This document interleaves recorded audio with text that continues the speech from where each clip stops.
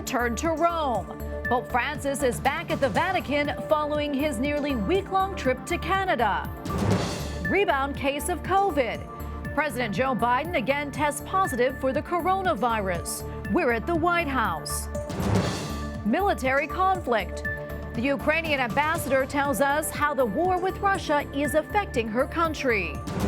And procession for a saint. We'll show you one Italian city's procession honoring the Mother of Our Lady. On EWTN News Nightly for Monday, August 1st, 2022.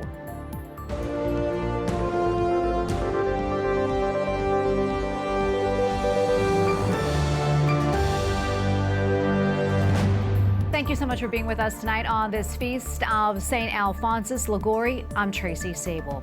Pope Francis is back in Rome following his 6-day trip to Canada. His final stop before leaving the country took him to a town around 200 miles from the Arctic Circle. EWTN News Vatican analyst Andrea Gagliarducci traveled with Pope Francis and has more on the Holy Father's second apostolic journey of the year.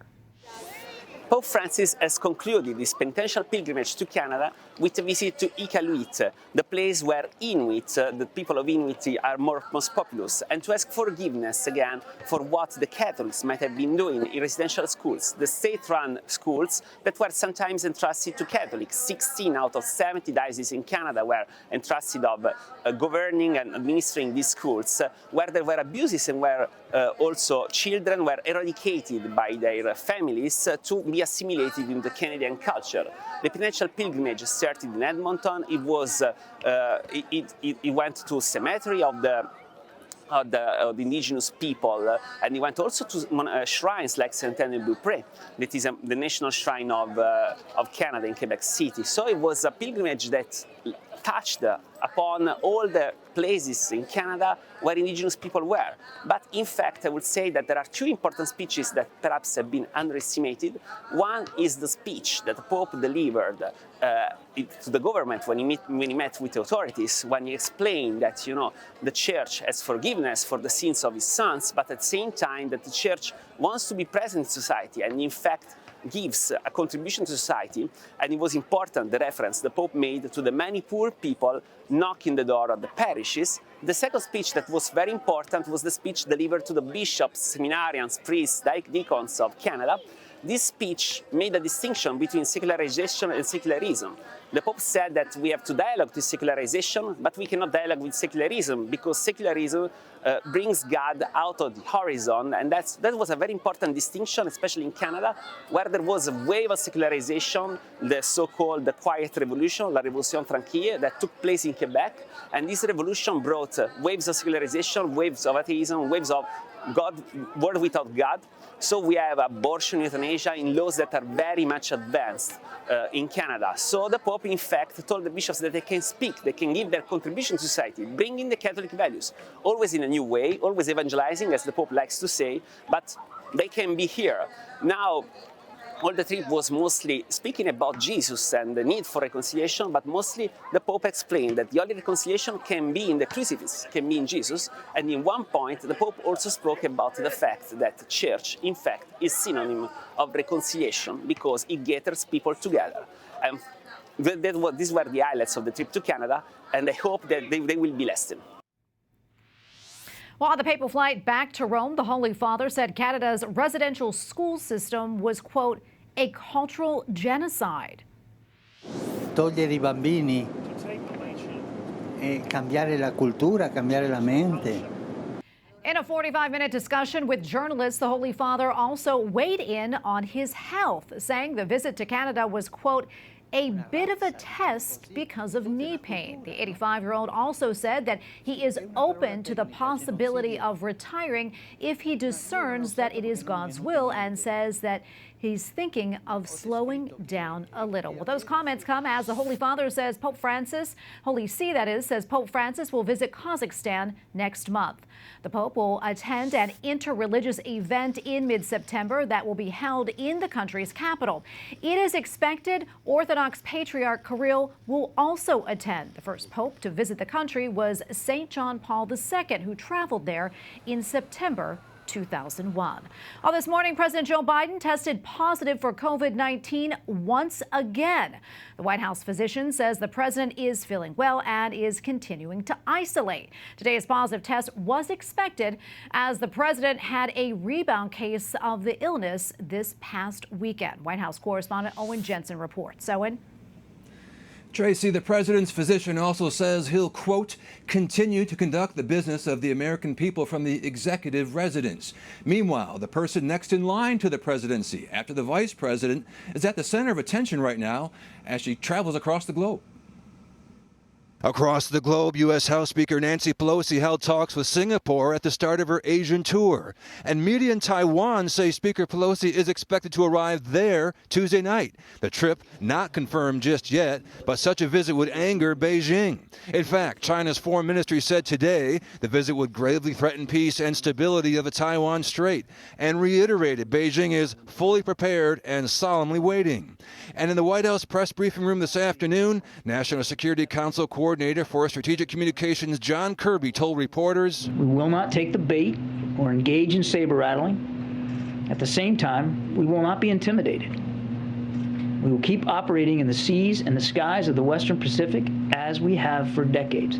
In a video posted online, China's military said it will bury incoming enemies, showing off its weaponry and fighting tactics. It did not mention Taiwan in the video. China regards Taiwan as its own territory. Put simply, there is no reason for Beijing to turn a potential visit consistent with long-standing U.S. policy into some sort of crisis or conflict.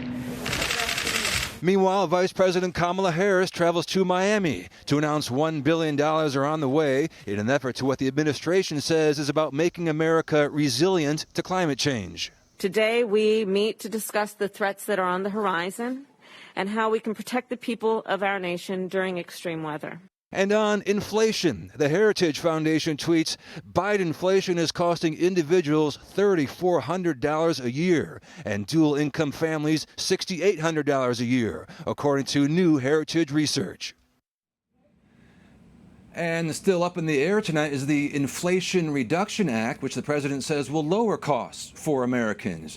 Meanwhile, President Biden will soon sign into law the $280 billion CHIPS and Science Act. That event has been delayed due to the president's rebound case of COVID-19. At the White House, Owen Jensen, EWTN News Nightly. Well, the state Senate in Indiana has narrowly passed a near total ban on abortion. The measure now goes to the House.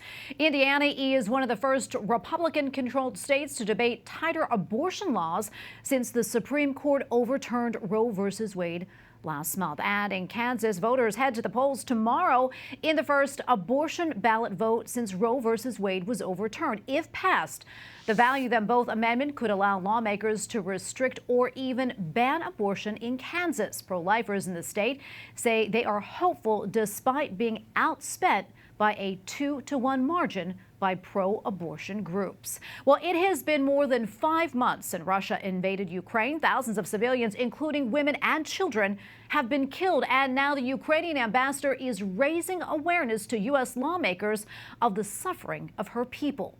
Capitol Hill correspondent Eric Rosales spoke with her and joins us now with more. Eric?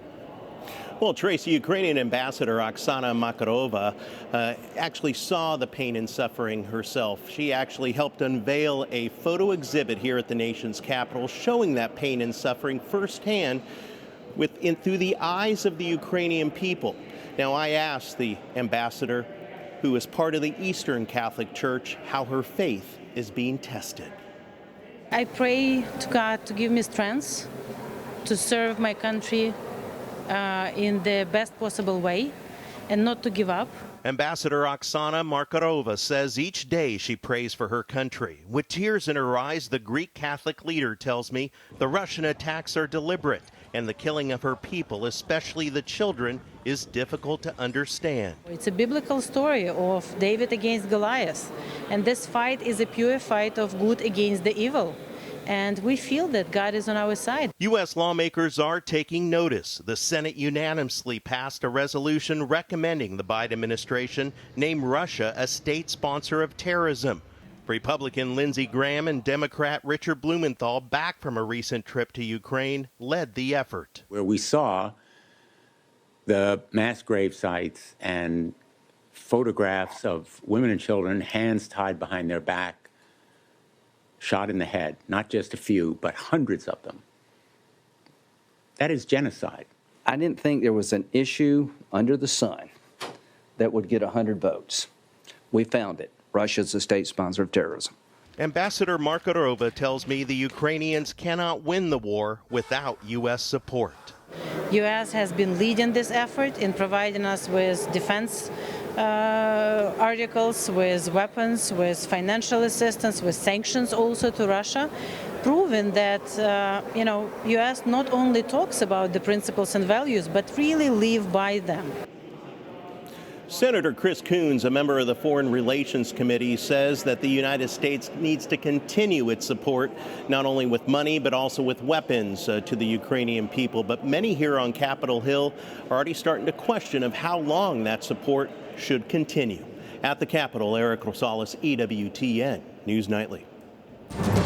Coming up, lawmakers in Australia consider an assisted suicide bill. How church leaders are responding.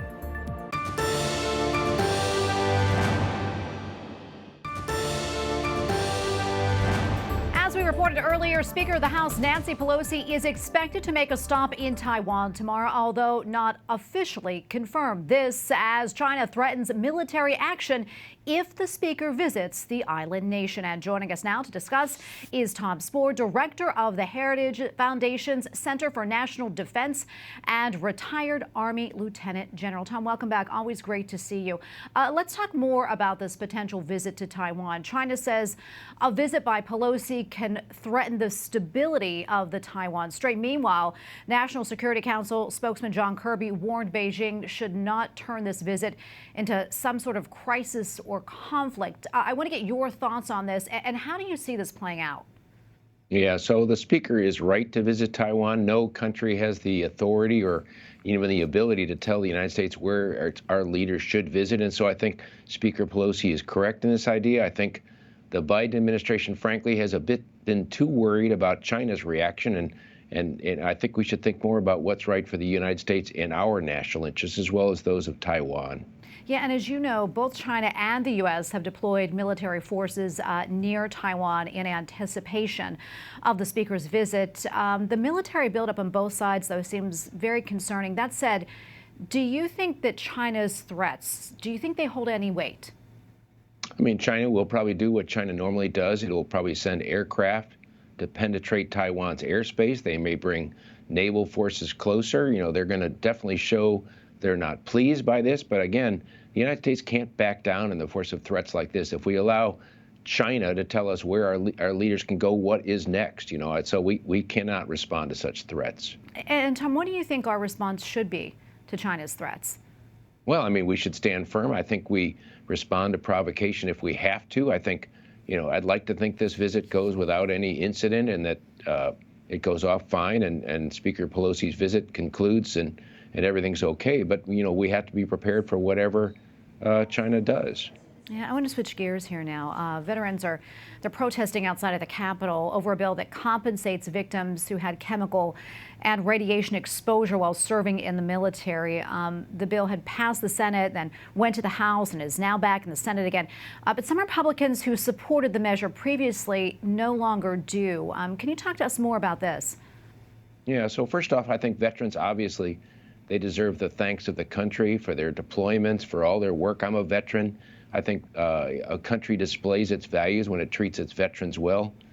Having said that, I think this bill probably does need a second look. In my view, it's a bit too expansive. You know, it will declare presumptively that anybody served in Iraq and Afghanistan, and if they come to have a cancer of respiratory cancer, brain cancer, neck cancer, gastrointestinal cancer, any kind of cancer, the cause of it is presumed to be a burn pit. And then for that, at that moment, their medical care, their treatment, their financial compensation is paid for by the Veterans Affairs Association. I think we should treat our veterans well, and I think we should compensate them for injuries suffered in the service of their country.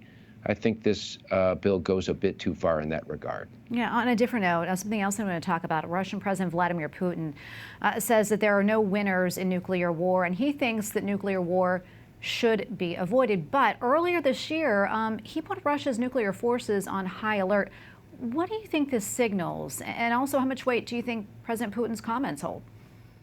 Yeah, so I think this is one of the rare times where I agree with Vladimir Putin. You know, nobody wins in a Russian war, and he's the one that's really pushing all the buttons in this. He put his forces on alert. He tested an ICBM, a new ICBM. He has made reference to his nuclear arsenal numerous times, and so he's the one that's provoking escalation and bringing in this conflict potentially in a nuclear way. And so if there's anyone to blame for a nuclear war, it would be Vladimir Putin in this case.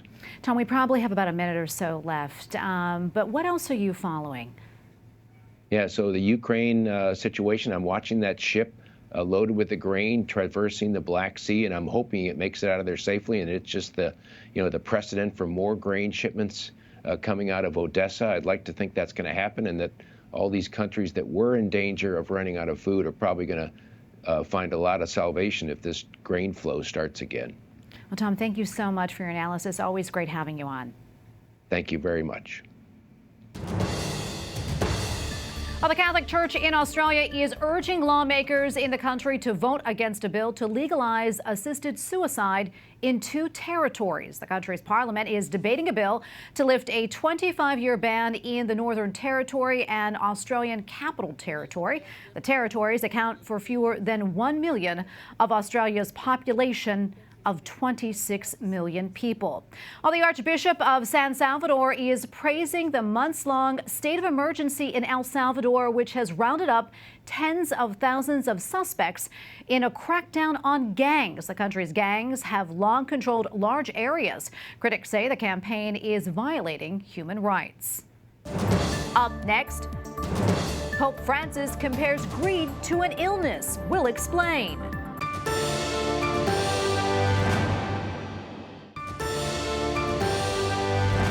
More than 30 people have died in eastern Kentucky following floods caused by torrential rains. The National Guard was deployed to help with rescuing those who were trapped.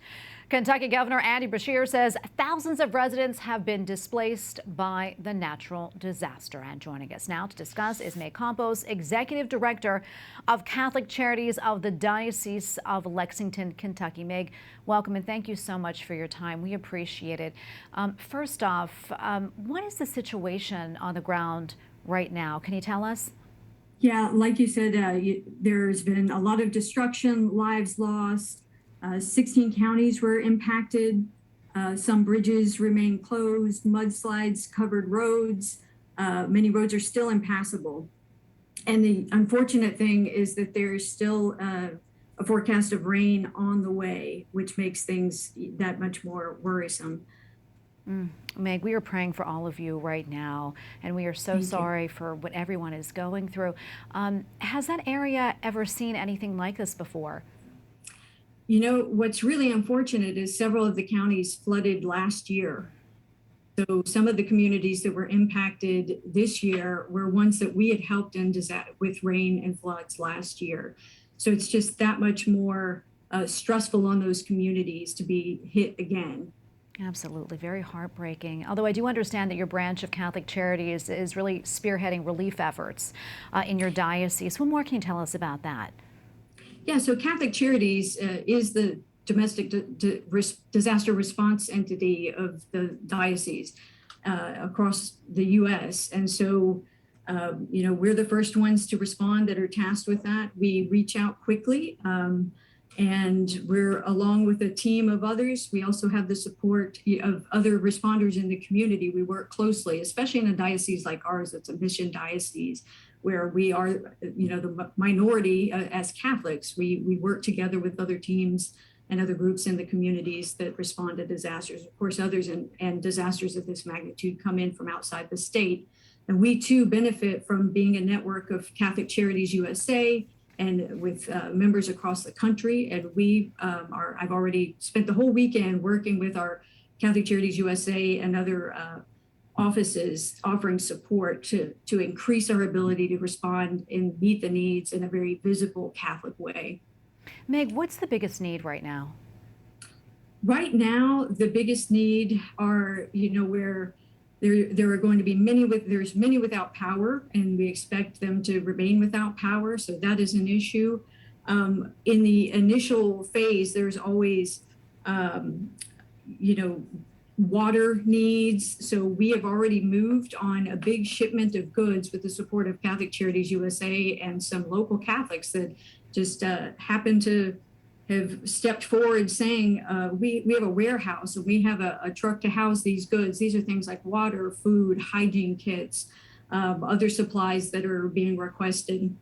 And so those are en route right now, but we've already seen God's hand in this, just with the right person stepping forward through an email to me saying, hey, I've got a warehouse in this area, which is exactly where we were trying to locate a warehouse. And it's also a distribution facility, which will help us be able to get all those goods out to the various communities that need them. That is wonderful. For those watching and who want to help, how can we help? What can we do?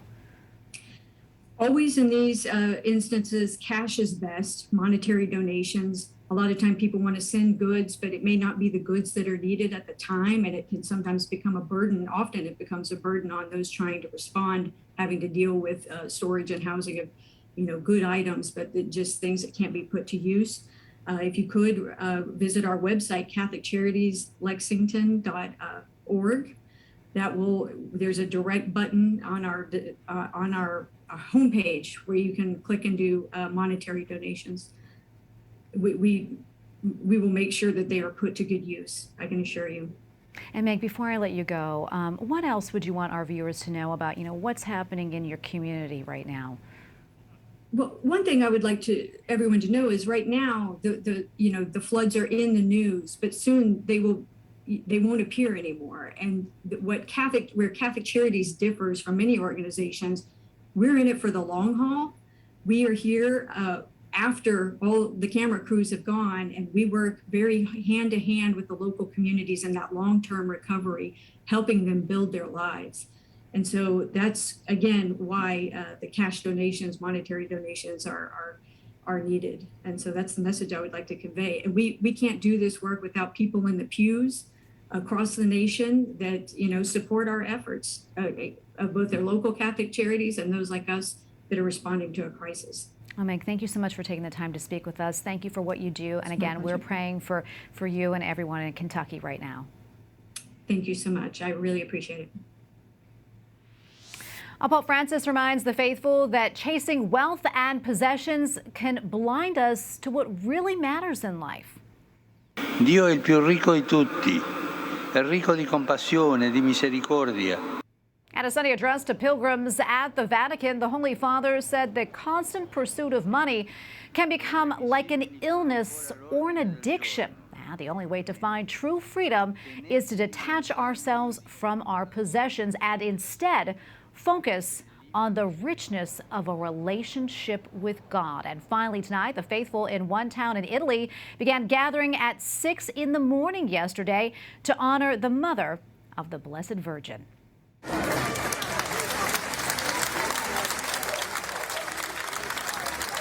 The faithful carried a statue of St. Anne through the streets of Caserta near Naples. Local media report that the bishop in his homily said St. Anne is a reminder to aim high and not think of the things of the earth. St. Anne's feast day was July 26th. And we thank you for watching tonight. For the entire EWTN News Nightly team, I'm Tracy Sable. Good night and God bless.